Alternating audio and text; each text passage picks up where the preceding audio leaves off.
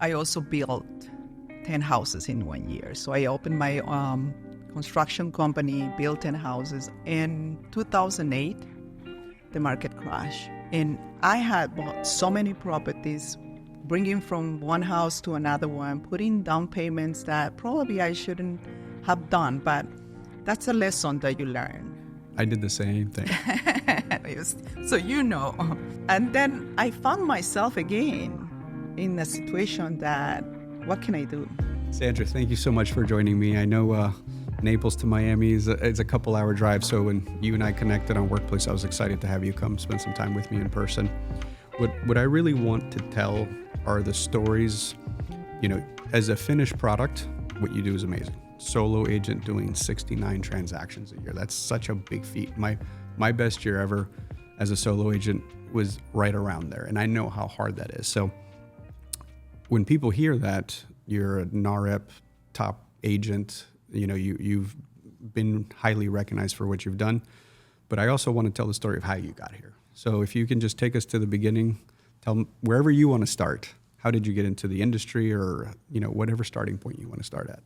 Thank you, Leo, for having me here. It's really very exciting to be here and to connect with you. And not just that, it's also to tell my story to other people that when you really want to do something in life, there is no excuses to go forward.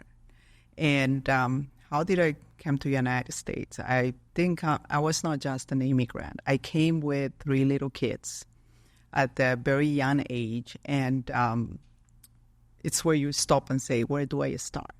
What can I do? I used to own a bakery in my country for 13 years, but the family situation brought me to decide to move out of my country and come alone, and didn't know English, didn't have any money, and where to start. First thing that I have to do is 3 kids. I have to think about surviving mode and say, what can I do? Didn't even have a car. And I had to decide to look for something to provide for my kids. The first thing I did is get a bicycle, go and work. But at that point, you're doing all this for the children, and I said, I need to do something better. I need to bring something that will give my children at least a better situation, better life for all of us. So I went to a mobile home park and started to knock the doors. And like I said, I didn't have a car. So I asked someone to drive me there with my kids, wait for the car, and knock every door. In a month, I sold 8 mobile homes. That was $8,000. And that's when I realized that that's the path that I will take in order to provide for my children. But life brings you challenge, no English, but I had to get the license. I didn't have papers, and I had to find a way to do that license anyway. So I got a tax ID, get my license. After studying every night, trying to do that, my test, I passed the first try, and that was the story. I started to sell. My first years, I would say, after the 4th year, I owned 24 homes.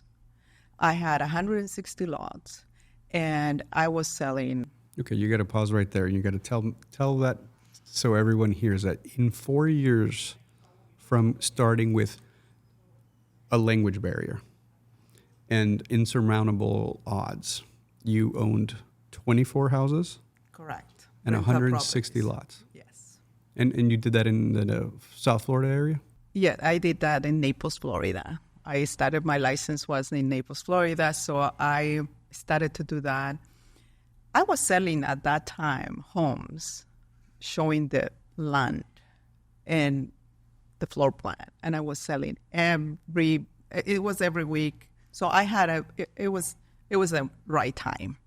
And I also built 10 houses in 1 year. So I opened my construction company, built 10 houses. I was the supervisor. I hired someone to help me go to visit on all the sites, but I did it. So in 2008, the market crashed. And I had bought so many properties, bringing from one house to another one, putting down payments that probably I shouldn't have done. But that's a lesson that you learn.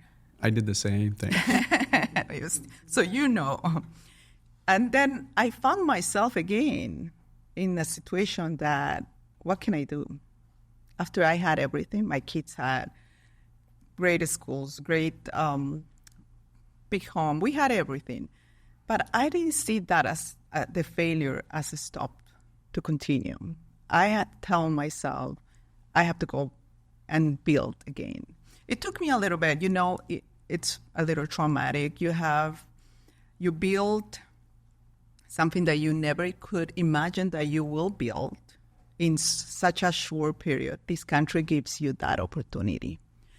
I think that whoever believes that you can do it and you work for it with all the systems and the steps that you can do, you can build what you want. I mean, that to me is a very personal experience, right? Because a lot of times people have asked me, like, how have you done what you've done in your life? And I actually say, when you understand the opportunity this country affords you, right? Like, in other countries that you and I have come from, if you compete, the government could take it away from you. Your competitor can pay somebody off and you disappear in the middle of the night. And they could pay off someone in the military or the police to make you disappear. The fact that in the U.S., if something goes wrong, you file bankruptcy. You hit the reset button, you start over. Yeah. And if somebody does you wrong, there's a legal system that protects you. And there's a legal way of remedy. So that resonates with me pretty deeply. Well, you had that same experience. And after that, I realized that I have to continue, but I was stuck a little bit emotionally. So I decided to go and do a little bit of leadership, find a different way, went back to school, I became a paralegal, work in immigration, and I was continue doing real estate. I would say the short sale queen at that time. I found myself the way to keep doing real estate, but I needed something different. And I started to work in the shelter for abused women and children, dedicated I would say, my emotional time to them. And I work also as a liaison with the state attorney. I was representing all the victims of domestic violence in immigration, and I helping them to actually be stable in a safe place. And I did that for 4 years, and I found myself that I like to be an inspiration for other people and continue, never stop real estate, continue with that. I decided to do John Maxwell, became a certified coach, and look at the leadership path and become NAHREP, the National Hispanic Real Estate Professional President in Naples. That was 2021. Then continue the path of leadership, which it was very important to show others and to help them that it's possible to build what you want to build. And so going through what you went through in 08, because I had a very similar experience, what were some of those biggest takeaways? Like what shifted? Because like you said, there were some decisions now you can see you should have made differently. Like what changed in your DNA? I would say it's very important to have the guidance of people that they know what they do. I was the person who was investing. I heard, and also the greed. You invest, you put everything in there. I also had a lot of pride, and I continued to pay the banks until the end. I had my accountant, the attorney saying, stop. But it was my name.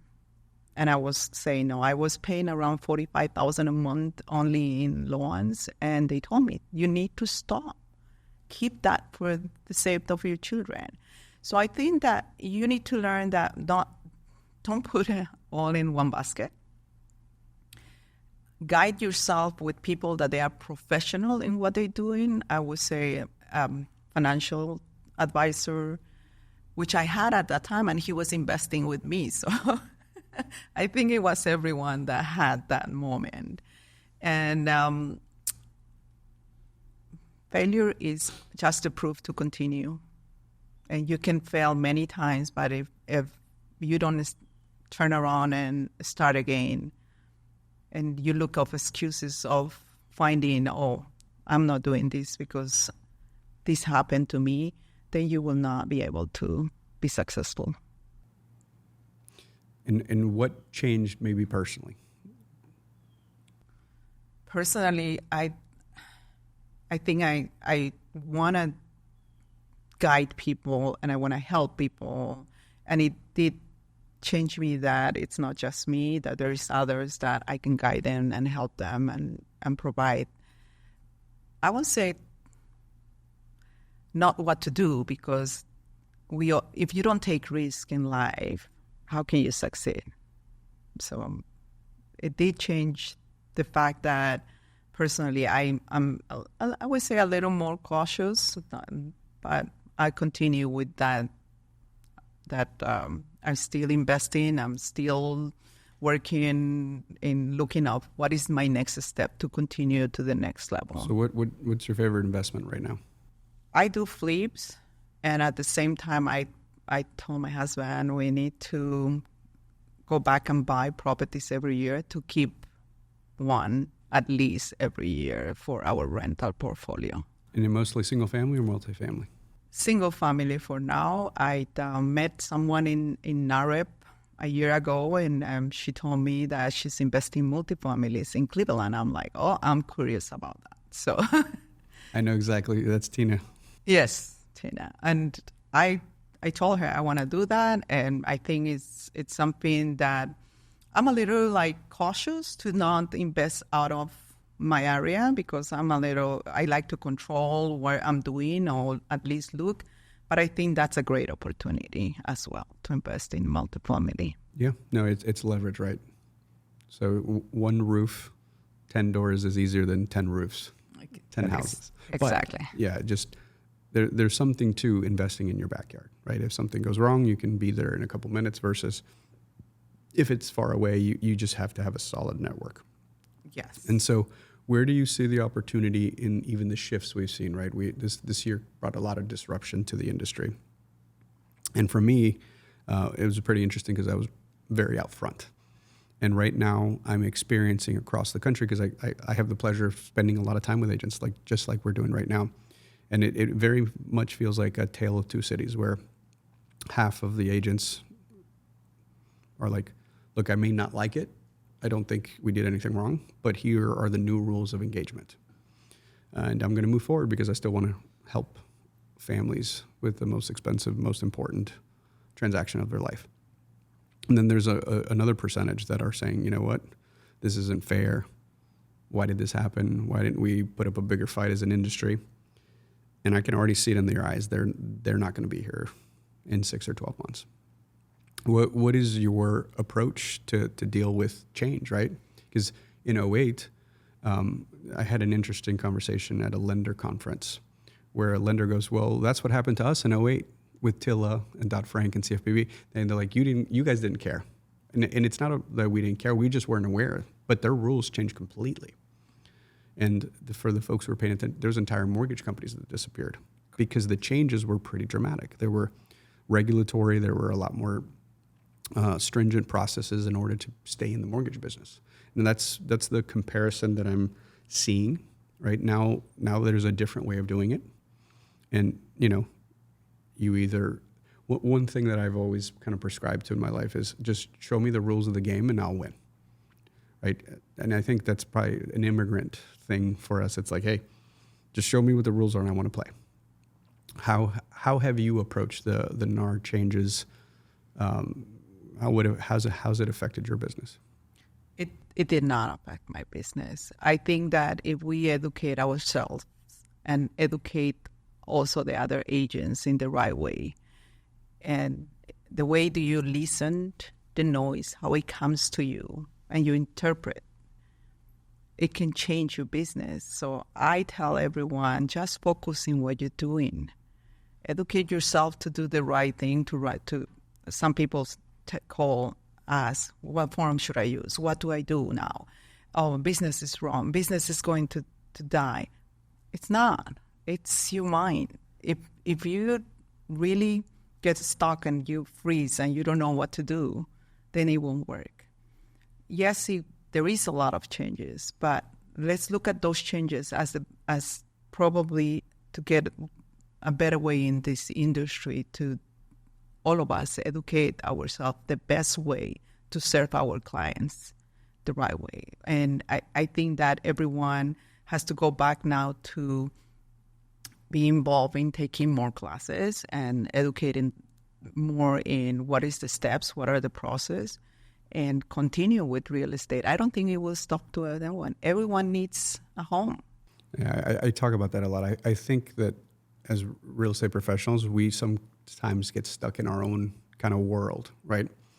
Everything's about rules and contracts right now, and that's all everyone wants to talk about. But at the end of the day, we in residential housing have a very unique asset, right? If you look at all the assets that are investable, storage, multifamily, commercial, land, unlike every one of those, residential real estate stores human beings, right? Multifamily is part of that. But office, industrial data centers, right? I lived in the DC metropolitan area as a kid. And in 2000, where all of the tech companies were going, those buildings sat empty for years. In residential real estate, it's almost impossible to end up with an empty building or empty house, because if you just lower the price enough, right now we have more American families than homes, period. Like it's statistically imbalanced.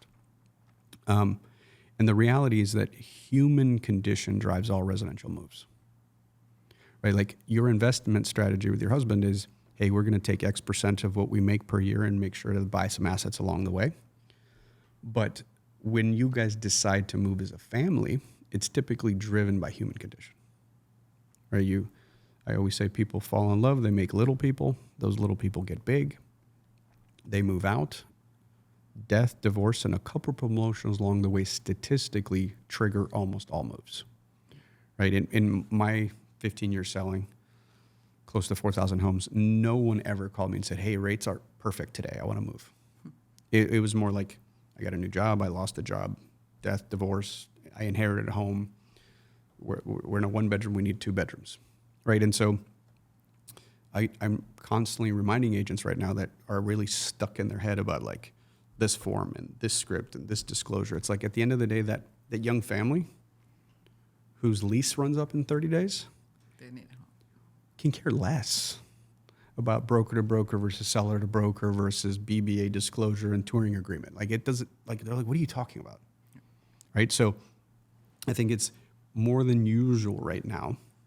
It's going back to the basics of really good customer service, right? It's like, because we're in this messy middle is what I've been calling it, from, in my opinion, August 17th to who knows, 6, 12, 18 months. But there's going to be this time of confusion because consumers are reading what CNN and CNBC and Fox and everybody's writing, and those headlines are designed to grab attention. And so they're like, you don't have to pay a broker anymore.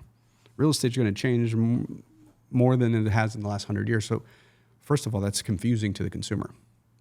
And consumers are trying to figure what that means to them and how it affects them. And so I think there's a whole lot of empathy and patience that needs to be had right now. And be willing to, like, I've gotten the feedback that a buyer will call on a sign and says, hey, I want to see this house. And people say, well, for me to unlock this house or any other house, you need to sign this agreement. They say, let me call you back.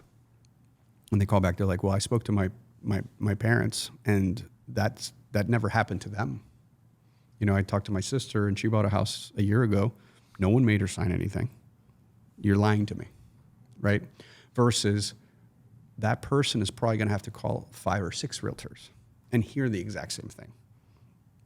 And then just like there's going to be this adjustment period where the consumers are going to learn there's a new process along with the agents, right? And the other thing that I talk about a lot, and I ask agents, is to have as much patience with each other. right? This is not a moment about being right and pounding your chest and saying, I know more than you. Because I'm also aware that other brokerages don't have the level of support we do. They don't have the level of legal resources where, I was able to give you guys all the forms. Like, hey, the state and the association, I think they're behind. I'm just going to do it for you, right? Which in the state you serve, that was a decision we made. And it brings a lot of, it helps to us It's clarity. immensely because it's clarity. Right? There is no Instead confusion. of a 12-page form, I give you a 2-page form, right? And it's an English versus legal lawyer, right? And so, but the good analogy that I can actually give, especially because you lived through it, is right now is not about telling the other agent, you're wrong, I'm right.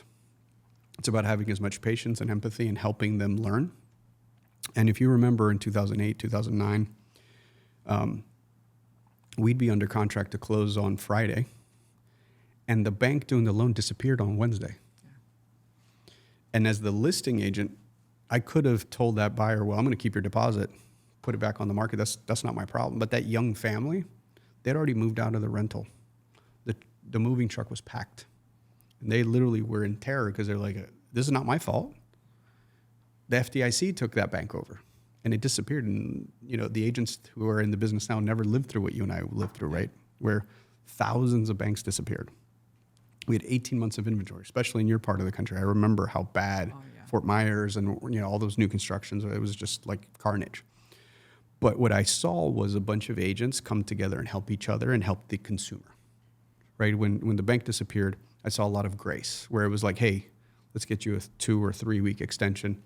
Let me refer you to a lender that we know is still in business and try to get you the exact same terms so you and your family can get to where you're going. So I think that's this moment in time where we can lead with empathy and grace and help each other, right, and educate each other. Because the other thing that's, I promise you, is a constant is these states and associations are going to keep changing and having new forms. And what they rolled out in July could get pulled back in August, and in September now we're getting new forms. And I was texting with an agent whose new forms are coming October 1st, and they're completely shifting the way they did things, and even though they just rolled out forms in July.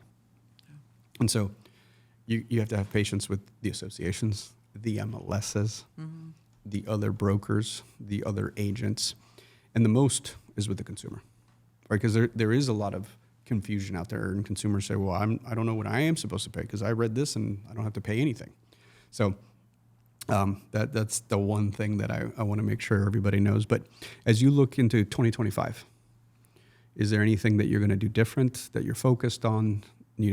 As someone who sells close to 70 homes a year by yourself, do you want to get to 100? Have you found a sweet spot in work-life balance? How do you set goals for the next year, 2 years, 5 years out? Well, I do always have a focus to, right now with being the Women's Council of Realtors president in Naples and the Gulf, I was focusing more in helping my members, realtors or loan officers, to really get into understand the market. Bringing now more attorneys in our events so they can explain them better what are the steps.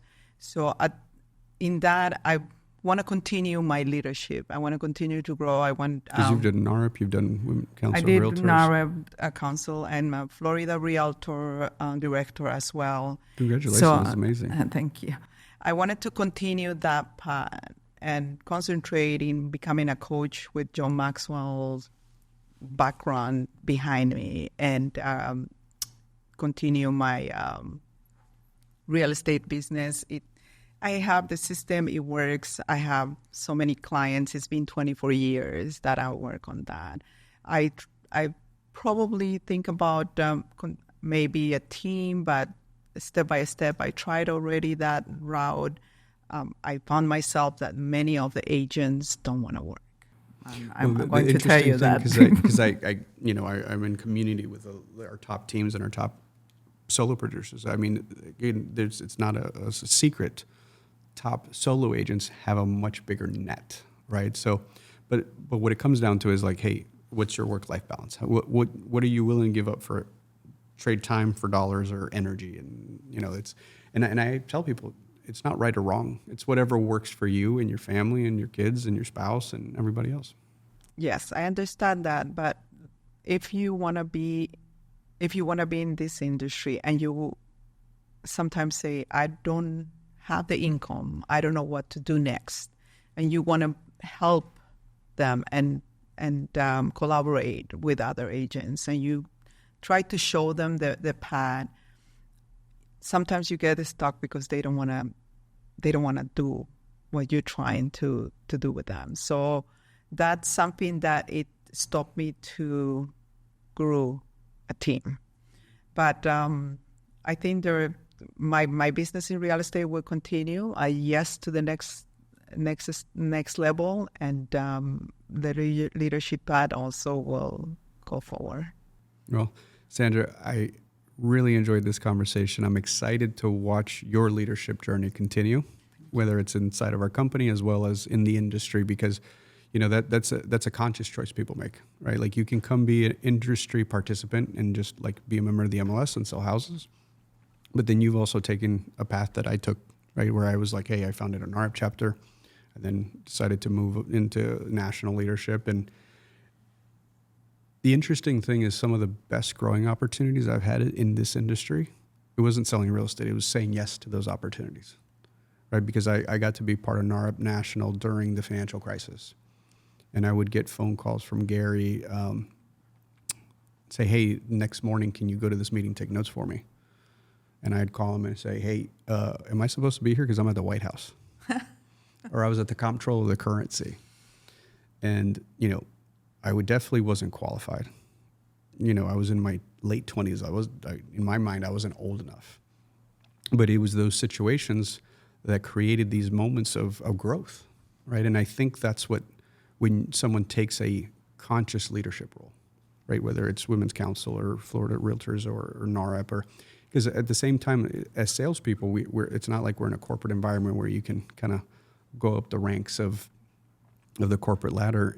You can do that with a team and growing people, right? And if you do pursue the team opportunity, which you may or may not want to, I think your experiences in leadership will probably make it easier than others. So I hope to see you at EXPCon Miami, and I'm excited to have had this opportunity. And thank you so much for coming today, Sandra. Thank you very much for having me and have this experience. Thanks.